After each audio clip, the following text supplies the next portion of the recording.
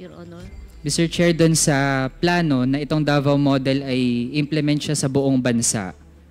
Based sa naging affidavit, gusto nating ma-confirm na mayroong papel din dito si Senator Bongo. Tama po ba?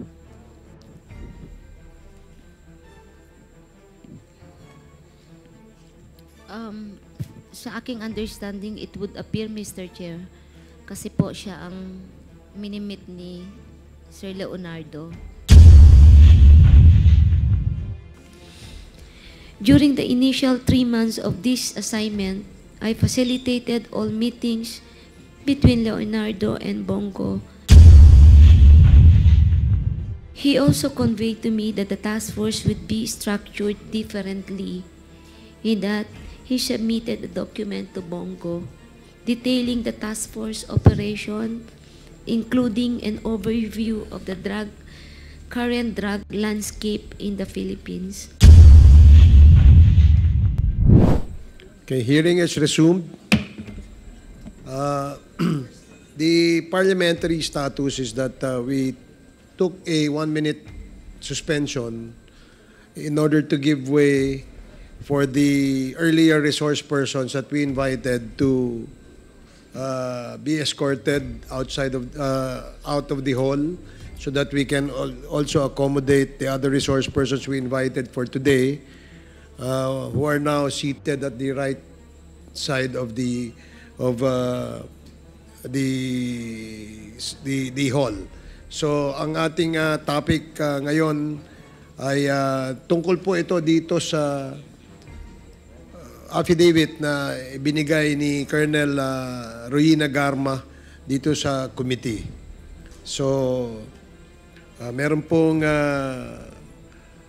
I would presume that the members have already read yung ating affidavit and are ready to propound questions to Colonel Garma.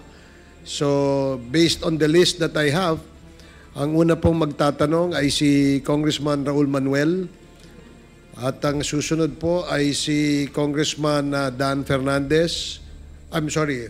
Congressman Lordan Suan, and then Congressman Dan Fernandez. Yung palang ho ang nagpalista dito. So we'll now recognize Congressman Manuel.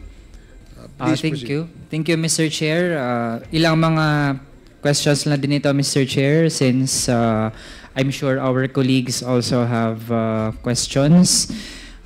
Mr. Chair, we request our resource person, Colonel Garma, na basahin po yung number 8 sa kanyang pinirmahang affidavit na whose copy was distributed sa mga miyembro ng Quadcom. Okay. Colonel Garma, babasahin mo ba yung kabuuan ng... Yes, Mr. Chair. Yung kabuuan? Yes po, Mr. Chair. Medyo ilang pahina po yan? Only 3, actually 3 or 4, but I'll be quick, Mr. Chair. Sige. If you will Okay. allow me. I don't see any objections from any of the chairs of the committee nor the members. Sige, please, pakibasa mo lang ang iyong sinumpaang salaysay. Thank you, Mr. Chair.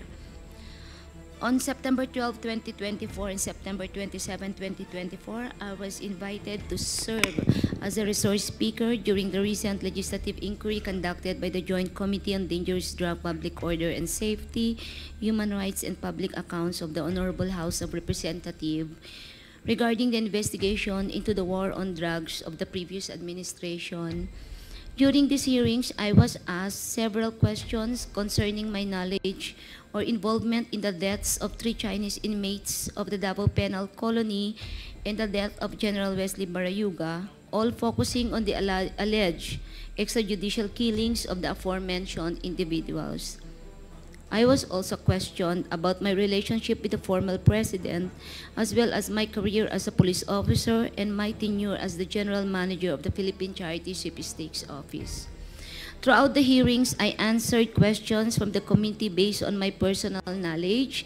However, I did so with great apprehension as I recognized that my statements on national television could significantly endanger my life, the safety of my family, and others very close to me.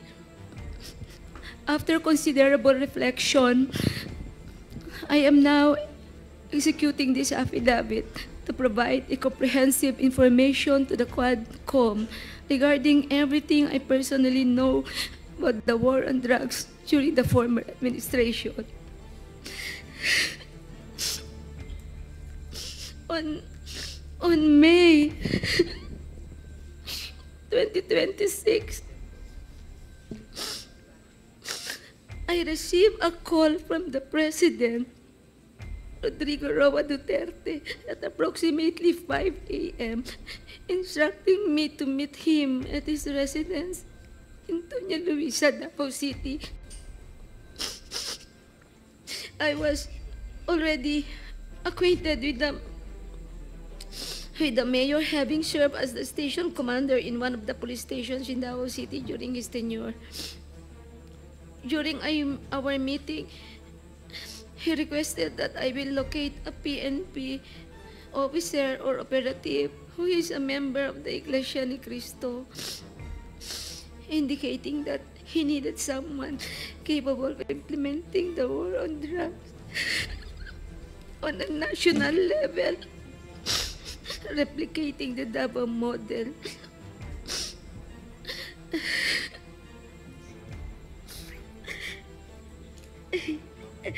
The Davao model referred to the system involving payment and reward.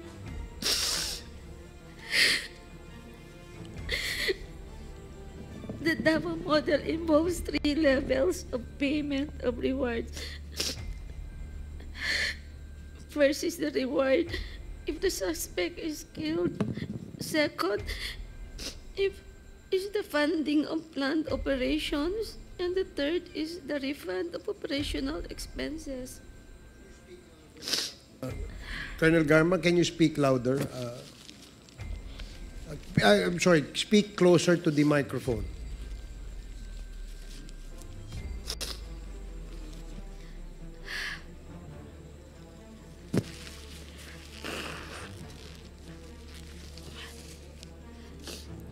Initially, I informed the President that I was unaware of any individual with those qualifications, as I had not been assigned outside of Davao City or had served in the national capacity within the PNP. However, I recalled my upperclassman Edilberto Leonardo, who was heading the Criminal Investigation Detection Group and was also a member of the Iglesia Ni Cristo. I mentioned his name to the President. On the same day, a certain individual named Muking contacted me to request for the phone number of Leonardo's contact details, which I promptly provided. A week later, I learned from Arthur Narsolis via phone call that Sir Leonardo had been summoned and was instructed to proceed to the Royal Mandaya Hotel in Davao for a meeting.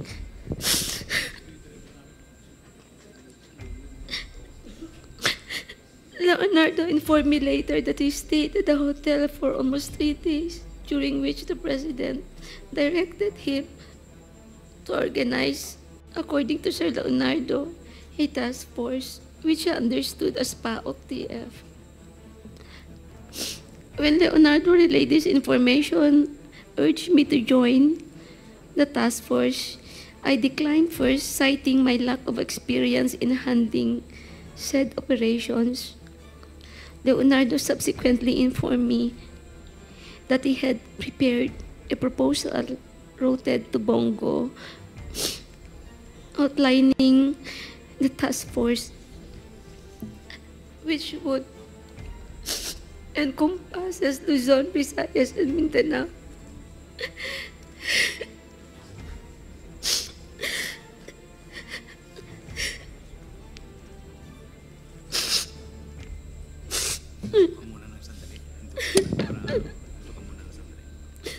I am afraid of my life, Mr. Chair, and the life of my relatives and my friends and classmates.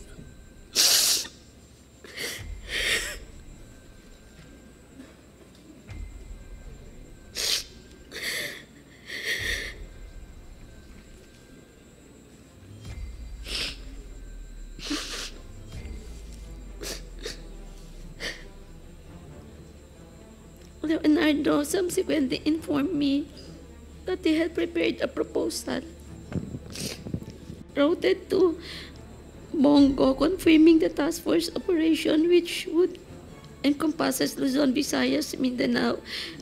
He also inquired if he and his classmates could have a courtesy call with the president through Bongo for a photo opportunity. Considering this, I thought it prudent to invite also my classmates to join the courtesy call. So in the presence of Colonel Bacay, Villela, Grijaldo, Tuzon, and Dueñas, the member of class 97 and 96 were accommodated in separate rooms at the DPWH office in Panacan, Davao City. The president did not enter our room, and I was unaware if he visited the room of class 96. After the courtesy call, Leonardo informed me that the structure of the mentioned task force would undergo changes. In June of 2016, Leonardo has transferred from Manila to assume the position of the chief of the CIDG Region 11.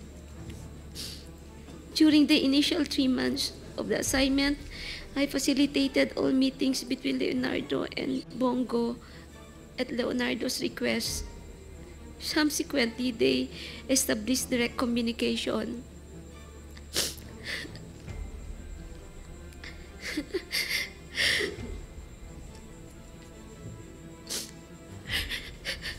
Leonardo informed me that he had recalled several trusted personnel, namely Lester, Romel Bactat, Rodel Serbo, Palma, Peter Parungo to serve as operative for the task force. Notably, Bactat, Serbo, and Palma were, for now, discharged from the police service.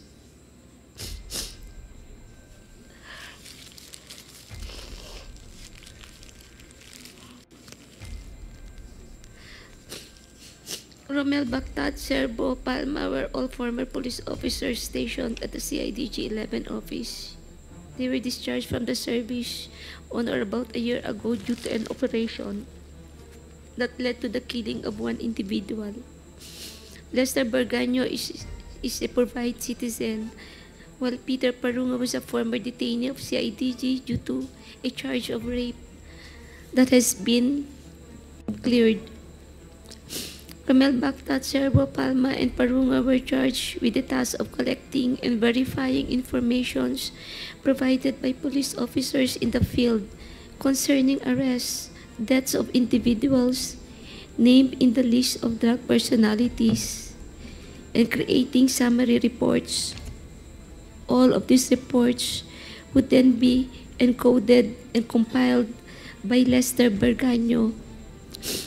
The compilation is thereafter elevated to Sir Leonardo, who will decide what level the arrest or killing was and its corresponding reward. Rewards were only given for killings, while for arrests only for the funding of Copland, and refund for operational expenses was given. I saw how these individuals operated when I would visit my friend in CIDG 11.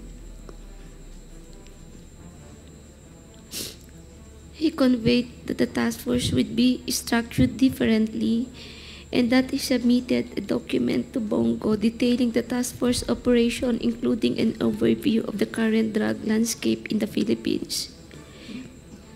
I was informed that the drug structure originated from Bucor, where numerous drug lords are currently incarcerated, and that it has 3 branches, Luzon, Visayas, and Mindanao, with Peter Lim involved in the Visayas region. Once the task force became operational, I later learned that all compliance funds, refunds for operational expenses, and rewards for agents were processed through the account of Peter Parungo. Currently, Lester Berganyo maintained a comprehensive list of the drug personalities of the Philippines. Leonardo conducted briefings for all PIDEA, IG regional directors, and PNP chiefs regarding the drug situation. Additionally, if any individual died during police operations, Leonardo will report the incidents to Bongo for inclusion in the weekly report and request for refunds of operational expenses. Leonardo had final authority to determine who would be included in the list of drug personalities and to classify their threat level, as well as the discretion to remove individuals from the list. Furthermore, in 2016, while I was at the CIDG office following up the appointments of my personnel, I overheard Padilla discussing drug activities at the Davao Penal Colony with Leonardo.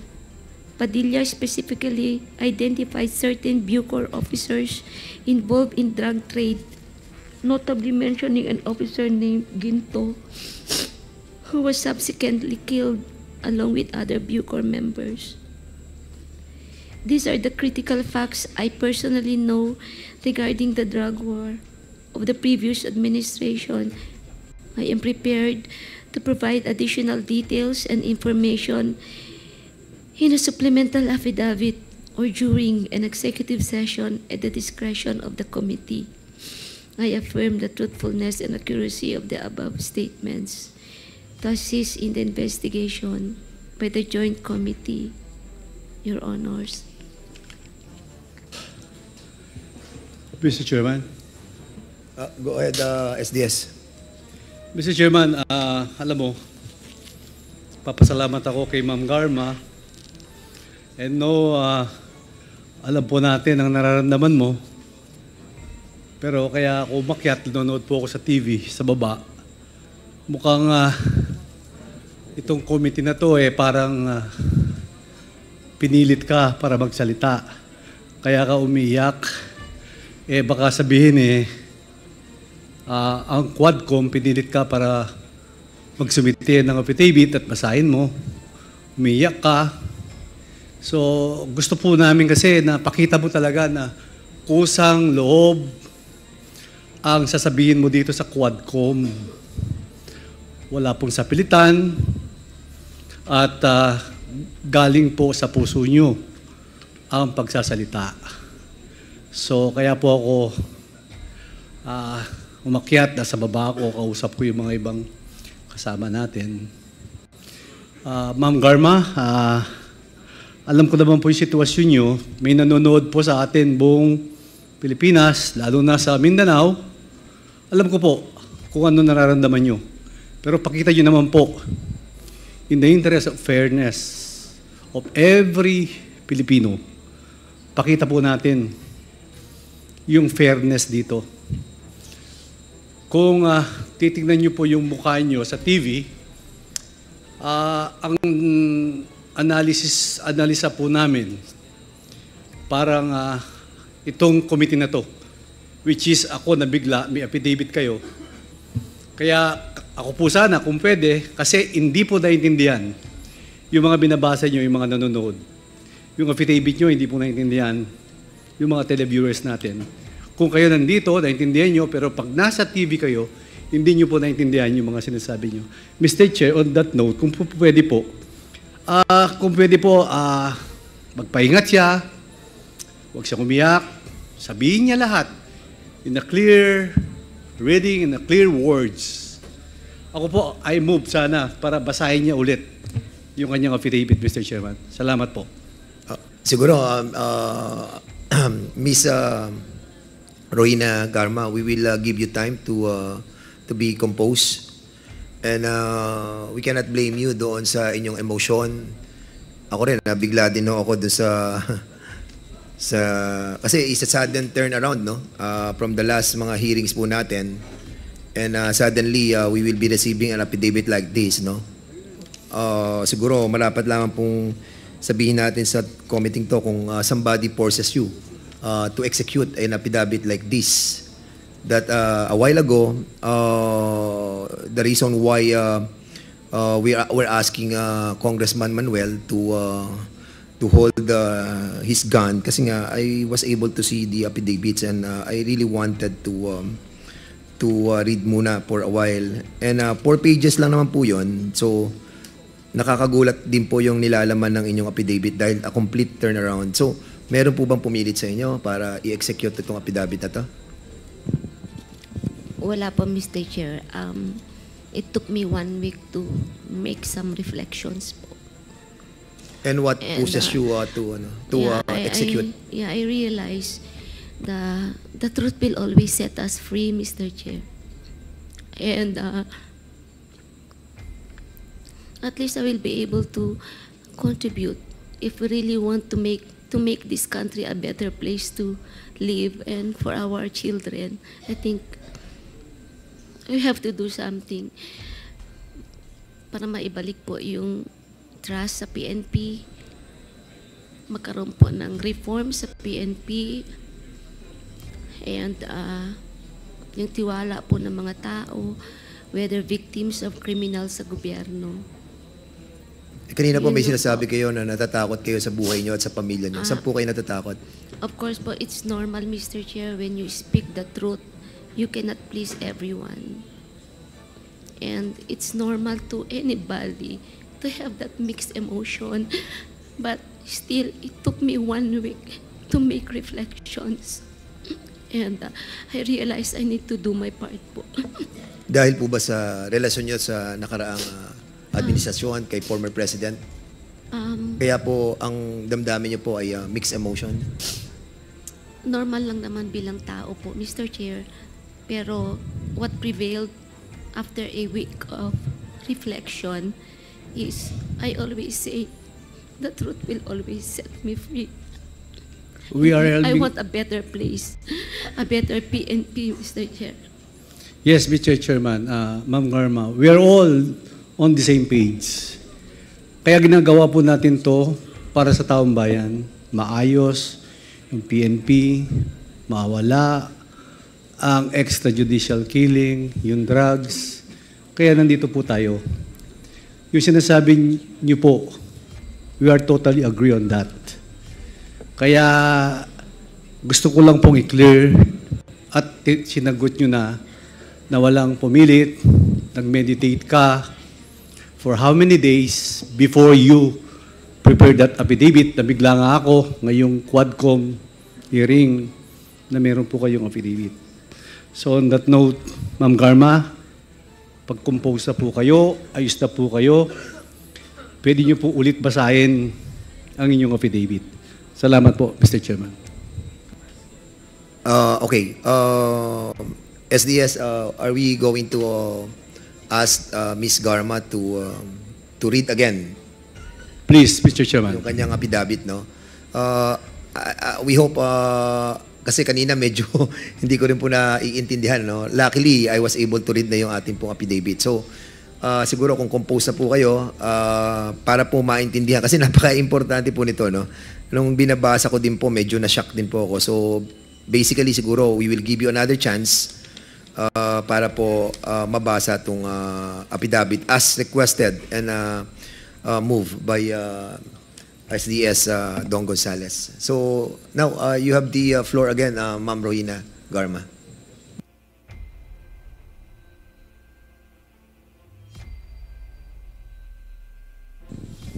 On September 12, 2024 and September 27, 2024, I was invited to serve as a resource person during the recent legislative inquiry conducted by the Joint Committee on Drugs. Ma'am, can you put the mic a little bit closer to your mouth, please? Yes, sir.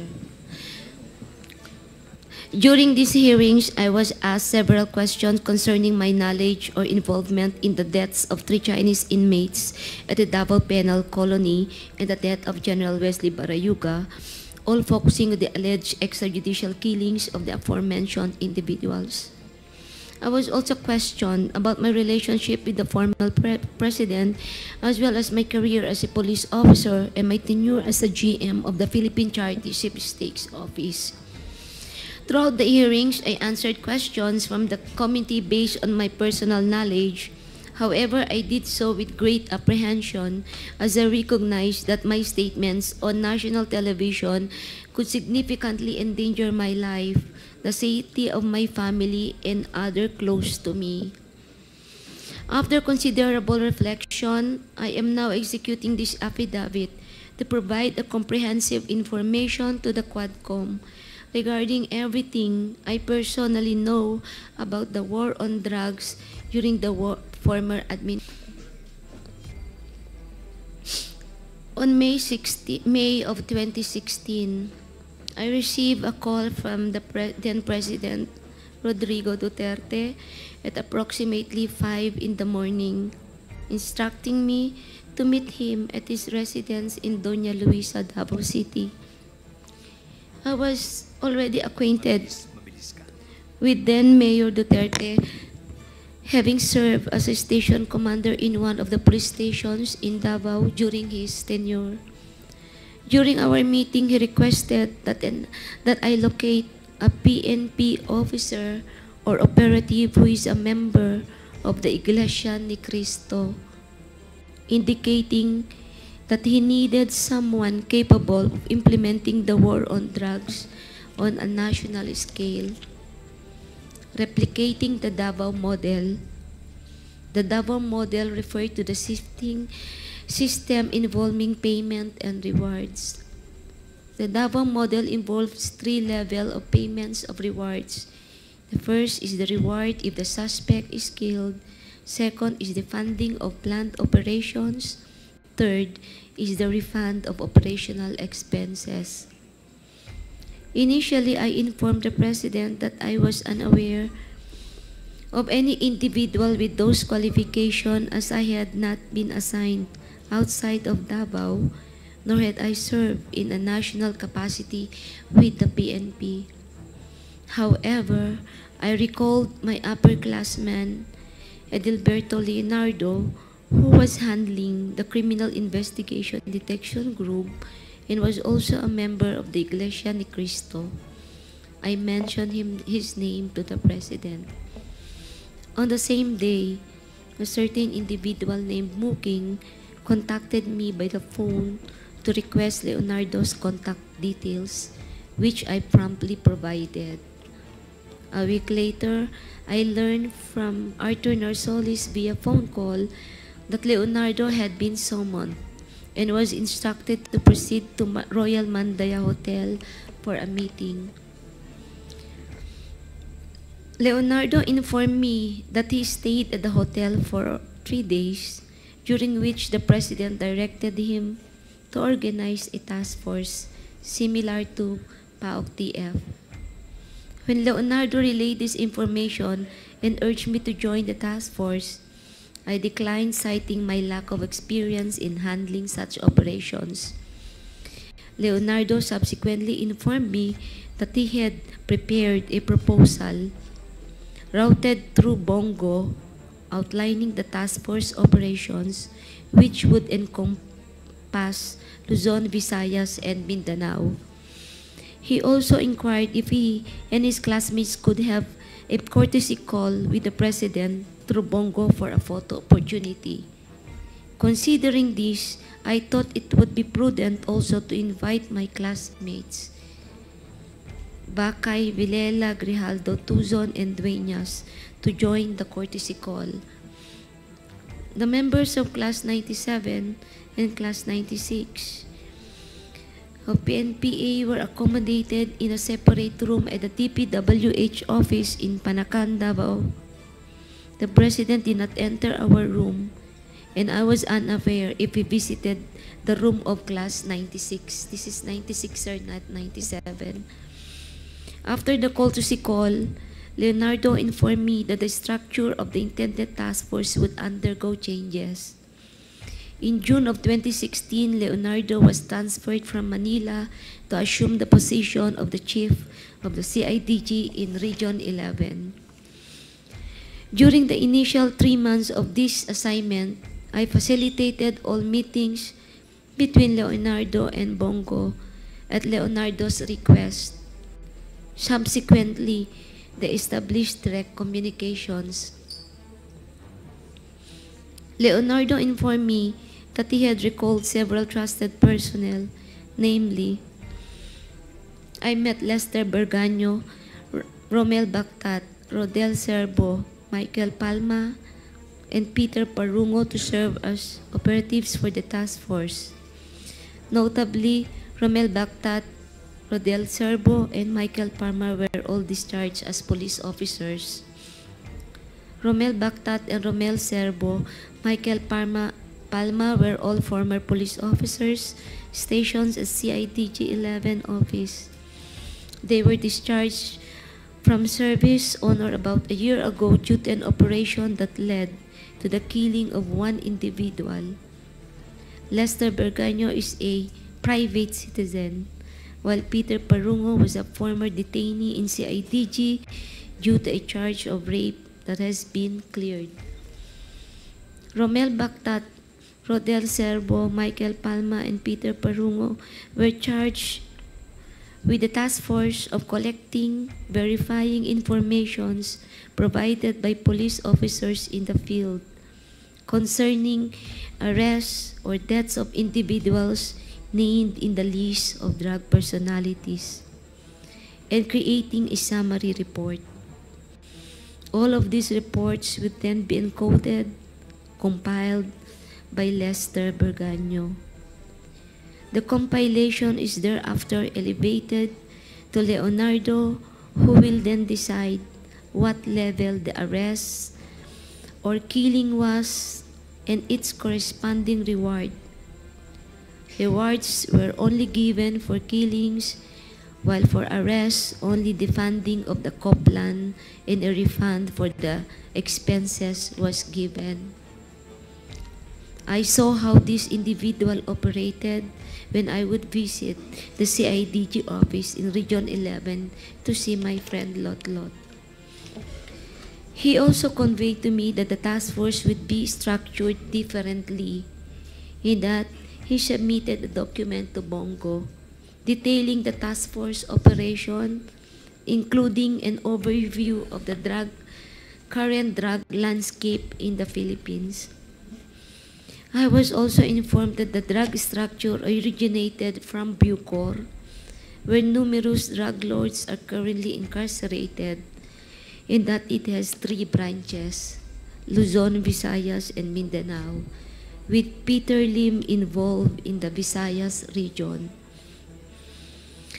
Once the task force became operational, I later learned that all COPLAN funds, refunds for operational expenses, and rewards for agents were processed through the bank accounts of Peter Parungo at Metrobank, BDO, and PS Bank.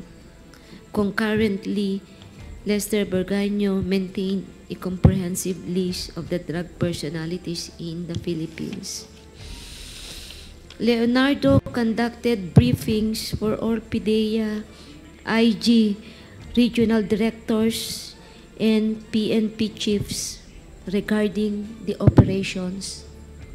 Additionally, if any individual died during police operation, Leonardo would report the incident to Bongo for inclusion in his weekly report and request for refunds of operational expenses. Leonardo had the final authority to determine who would be included on the list of drug personalities and to classify their threat levels, as well as the discretion to remove individuals from the list. Furthermore, in 2016, while I was at the CIDG office. Following up on personnel appointments, I overheard Superintendent Padilla of Bucor discussing drug activities at the Davao Penal Colony with Leonardo.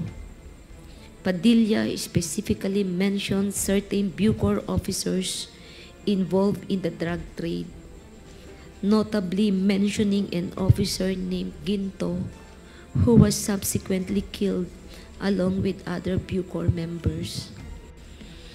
These are the critical facts I personally know regarding the drug war of the previous administration. I am prepared to provide additional details and information in the supplemental affidavit or during an executive session at the discretion of the committee. I affirm the truthfulness and accuracy of the above statement to assist in the investigation by the Joint Committee on Dangerous Drugs, Public Order and Safety, Human Rights, and Public Accounts of the Honorable House of Representatives, the Quadcom. Mr. Chair. Tapos na po kayo, ma'am? Yes, Garma? Mr. Chair. So on that note, ma'am, maraming salamat ulit sa pagbasa niyo sa inyong affidavit. Thank you, Mr. Chairman. Thank you, Congressman Gonzales. So the first to interpolate Colonel Garma is Congressman Raul Manuel. You have 10 minutes. Thank you, Mr. Chair. Mr. Chair, I'm actually shocked by the contents of the affidavit. So I'll be asking clarificatory questions. I'll be focusing dun sa nabanggit na reward system, Mr. Chair. Mr. Chair, sa affidavit ni Colonel Garma, binanggit niya na siya ay dating pinatawag ni former President Rodrigo Duterte. Nung pinatawag siya, ibinahagi ba yung plano na i-implement nationwide yung war on drugs? Tama po ba? Yes, Mr. Chair. Mr. Chair, nung mayor si former President Rodrigo Duterte sa Davao, implemented na doon ang war on drugs based sa kung paano natin siya ngayon napoperceive. Tama po ba? Yes, Mr. Chair. Okay, Mr. Chair, at least ngayon, buti po ay na-admit iyon ni Colonel Garma dahil nung nakaraang mga pagtanong po natin ay hindi pa agad din yon na napuput on record dito sa komite. At least po ngayon ay alam na po natin talaga once and for all. Mr. Chair, nung station commander si Colonel Garma, nung panahon ni former President Rodrigo Duterte as mayor, ibig sabihin po ba nun ay, given her role, isa po siya sa mga nag-implement ng war on drugs sa Davao. Tama po ba iyon, Mr. Chair?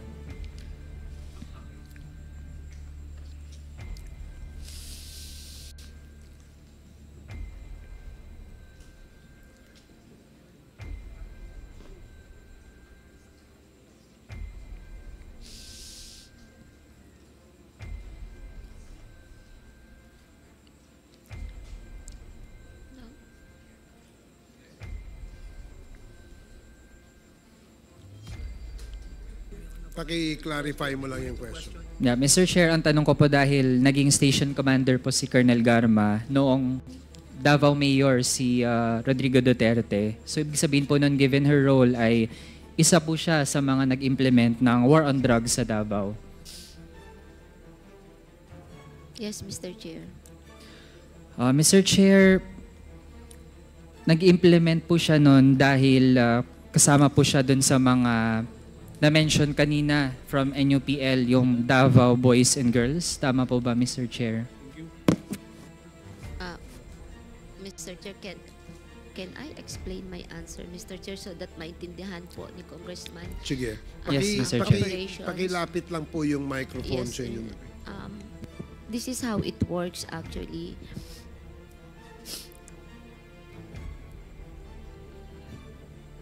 Pag mag-conduct po ng police operation, kasi po ang police, if the operation po is successful and you file the case in court, you will submit a report sa City Hall monthly at nakalagay po doon na na-file po yung kaso, nakalagay din po yung IS number po, proof na na-file po yung kaso and the details of the case. And once isubmit mo to, yung operational expenses po ay nare-refund. That's 5,000 pesos per case po, per operation. Ngayon po, kung malaki po yung operation mo at kailangan mo ng operational fund, gagawa ka ng co-plan, you will also request po sa City Hall for the funding of the operation plan. Now, in case din po na nagkaroon po ng operation and subsequently po nagkaroon po ng death on the part of the suspects po during a legitimate operation, meron din pong corresponding amount po na binibigay, Mr. Chair. So that is how it works po. So, Mr. Chair, ibig sabihin ay totoo ngang merong Davao Boys and Girls na nagpatupad ng war on drugs. To confirm, Mr. Chair, tama po. Na yun yung mode of operations as described. Tama po ba? Yun yung kinakonduct, yun yung ginagawa nitong Davao Boys and Girls. Ganun po yung sistema po ng how you will refund yung operational expenses. Kung ano po yung tawag nila at ano po yung ipinangalan ay for me it's not relevant as long as yung process on how the funds are being provided po, yun po yung ina-explain ko lang po. If that is how po ang pag-perceive, that's how it is politically described po, then that's it po. Okay, Mr. Chair, dun sa reward system, kasi nasa affidavit din po, na nire-refund ang operational expenses, tapos may funding din para sa planned operations, ito yung co-plan, tapos may reward din kapag napatay yung suspect. Tama po ba, Mr. Chair? Yes po, Your Honor. Mr. Chair, may nakuha po kasi tayong impormasyon, although nung mga nakaraan ay parang haka-haka lang siya, pero ngayon na nag-hold tayo na investigations ay nakakakuha po tayo ng mga sources na pagdating po dun sa reward system ay kapag ang napatay ay isang pusher, yun yung tinatawag na level 1, tapos 50,000 ang reward. Mako-confirm po ba yun ni Colonel Garma, Mr. Chair?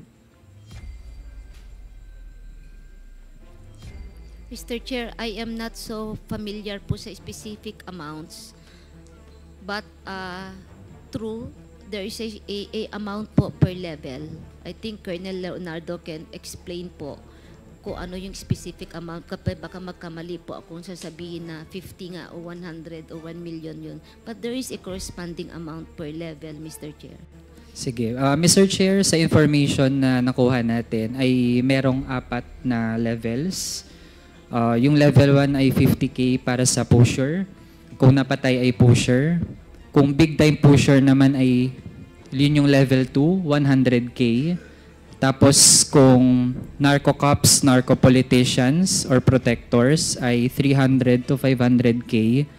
Tapos kapag trader, manufacturer, chemist, yung mga ninja cops, or mga financiers, yun yung level 4, 1 million yung reward kapag napatay sila.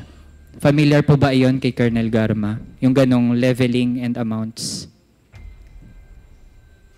May amount po, Mr. Chair, from what I understand, starting 20,000 to 1 million. But I'm not familiar sa mga bracketing po, Mr. Chair. Mr. Chair, yung 20K, yun po yung mga street level or mga small time na natatag na involved sa drug trade. Tama po ba? Most likely kasi yun po yung pinakamaliit na amount as far as that's I know, Mr. Chair. And to compare, Mr. Chair, yung mga napatay dun sa Davao Penal Colony ay dahil ang kanilang task di umano doon sa drug trade ay yung pagiging mga chemist. Kaya kapag ganun, level 4 sila. Kaya naging 1 million per head yung presyo, kumbaga, or yung reward para sa pagpatay sa kanila. Tas dahil 3 sila, kaya 3 million. Tama po ba, Mr. Chair? Hindi ko po alam, Mr. Chair, hindi ko nakita kung magkano kung talagang mayroon pong na-classify sila kung anong level.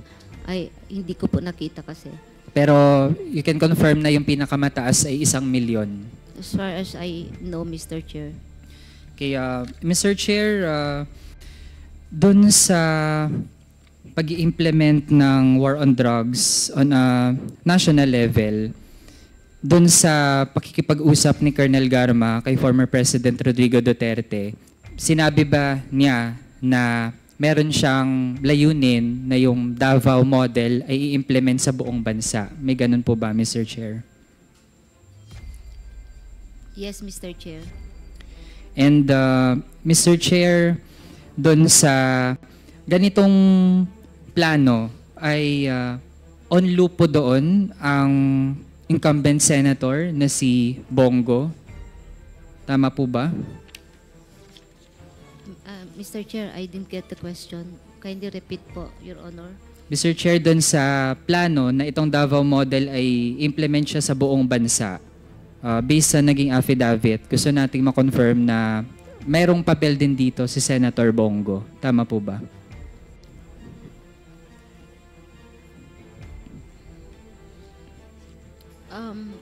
Sa aking understanding, it would appear, Mr. Chair, kasi po siya ang minimit ni Sir Leonardo. Mr. Chair, kapag may napatay na suspect doon sa drug trade, kanino unang nire-report yung mga instances na merong napatay?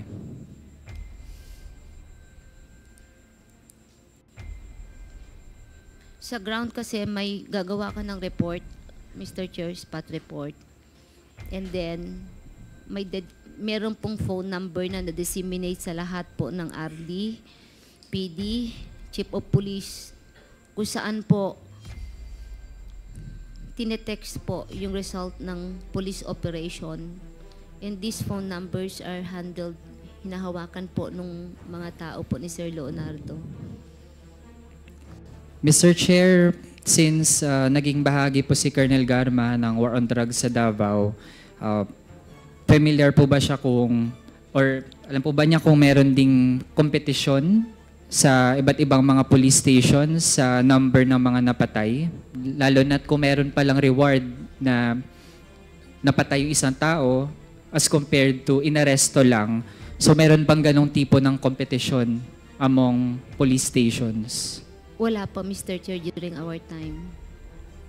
Mr. Chair, pagdating naman sa kung paano na-incentivize yung mga iba't ibang police stations or police officers,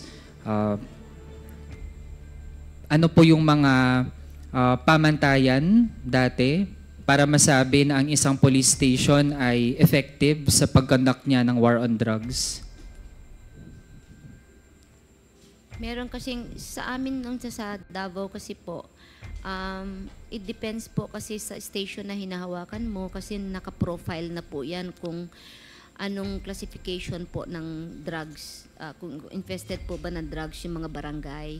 So meron na pong projection po. Kasi meron po kami noong tinatawag na yung may baseline po kasi kami na naka-establish during that time. So projected po kung ilan ang possible arrest mo every month, Mr. Chair. But of course, dumarating din po yung point na wala ka na mahuli o sobrang baba. Depende kasi sa performance din ng patrol sa area as part of preventing po yung occurrence po ng illegal drug trade.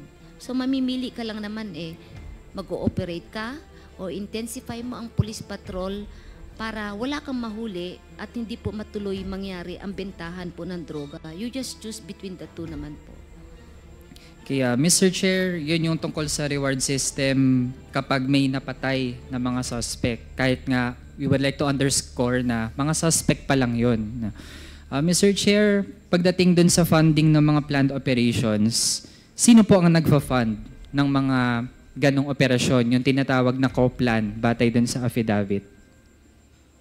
What I understand pong alam ko po, pag malalaking police operation, the case operation plan ay sinasubmit po kay Sir Leonardo for funding. And I think si Sir Leonardo po maka-explain kung saan po galing ang pondo, Mr. Chair.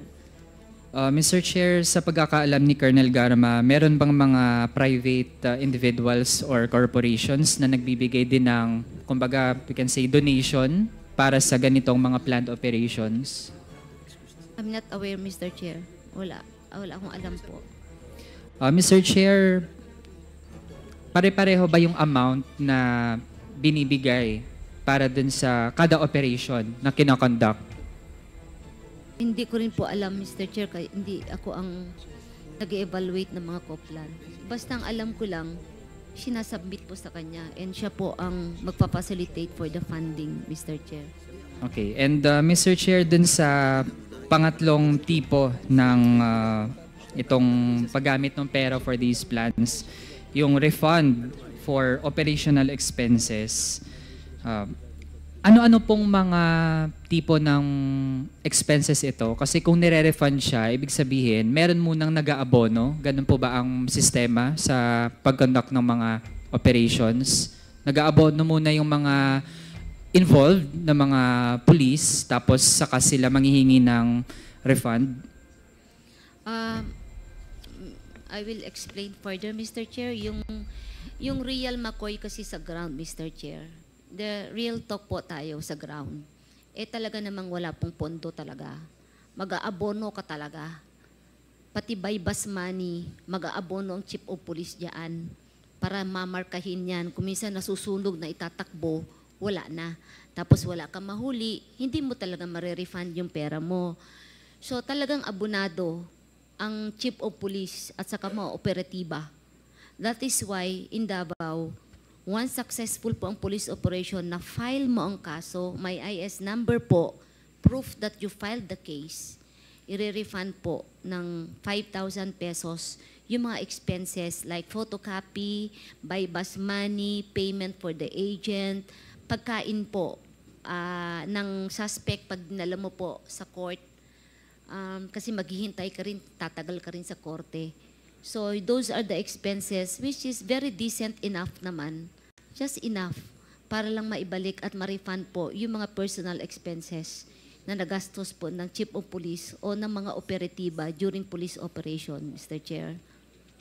Mr. Chair, dun sa mga nagpapa-refund for operational expenses, saan o kanino kinukuha yung mga pang-refund na mga amounts? Are we referring to the national scope, Mr. Chair? My question lang, or Davao? Sa Davao, Mr. Davao Chair. noon, we have to submit the after activity report sa City Hall po. And then may pipirmahan kang voucher na ma-refund yung lahat ng expenses. How about nung naging national na or nationwide na yung scale ng implementation ng war on drugs? Kanino din kinukuha yung refund? Lahat po ay kay Colonel Leonardo, Mr. Chair. Okay.